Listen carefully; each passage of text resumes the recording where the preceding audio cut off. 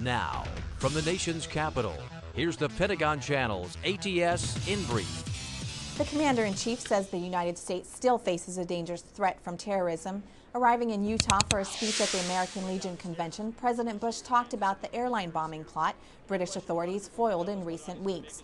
He says it's proof that the threat is still there and still real. This is the challenge of our time and my most important duty. And the most important duty of our government is to protect the American people from further attack.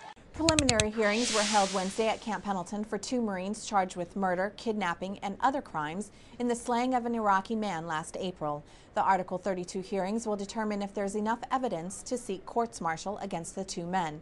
The hearing for Corporal Marshal Magan Calda lasted less than 30 minutes as government prosecutors submitted 40 pieces of evidence but opted not to call any witnesses. The hearing for Private First Class John Jodka lasted a bit longer, but neither defense attorneys or prosecutors called any witnesses. The final decision on whether the cases should be heard at courts-martial rests with the commander at Camp Pendleton, Lieutenant General James Mattis. 6 other men, 5 Marines and a Navy corpsman, also face murder charges in the case. It's been a year since Hurricane Katrina struck the Gulf Coast, leaving behind a trail of death and destruction unlike almost any other natural disaster in U.S. history. In the immediate days after the storm, the U.S. military sprung into action, offering relief and life-saving help. This week on the Pentagon Channel, we begin a series, Katrina, 1 year later, looking back at images that shaped that event and the words of 3 service members who saw it all up close. It literally looked like the hand of God literally came and just swept everything, just raked it inland, you know, just swept everything right up off its foundations, and you know, like somebody came through with a broom and just pushed everything inland.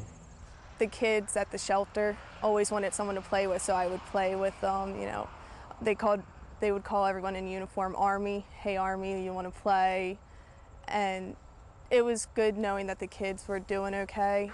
You can see more about their experiences on Around the Services at pentagonchannel.mil.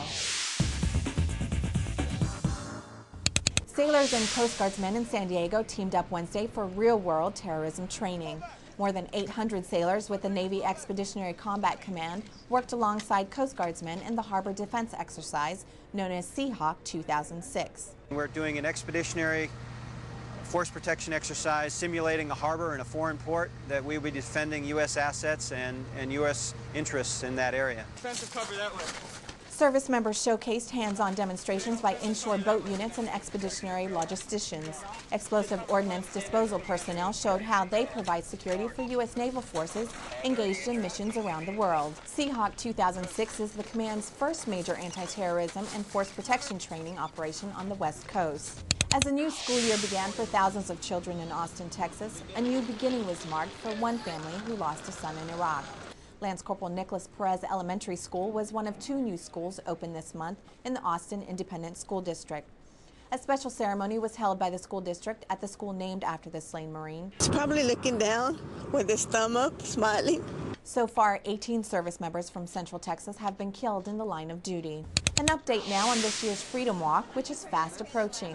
Workers in the Pentagon this week were signing up to participate in the Washington, D.C. Freedom Walk. The event in the nation's capital is set to take place September 10th, beginning at 6:30 in the evening. In addition to the walk in Washington, D.C., 86 cities and 42 states are now on board to host events this year. You can see the full list and other important details on how to host your own Freedom Walk at americasupportsyou.mil. To find out how you can watch the Pentagon Channel where you live, contact your local cable provider. PSP share prices for Tuesday, August 31st opened at $11.53 for the G Fund, $10.89 for the F Fund, $14.34 for the C Fund, $17.03 for the S Fund, and $20.12 for the I Fund. For the Pentagon Channel, I'm Marine Sergeant Raina Barnett.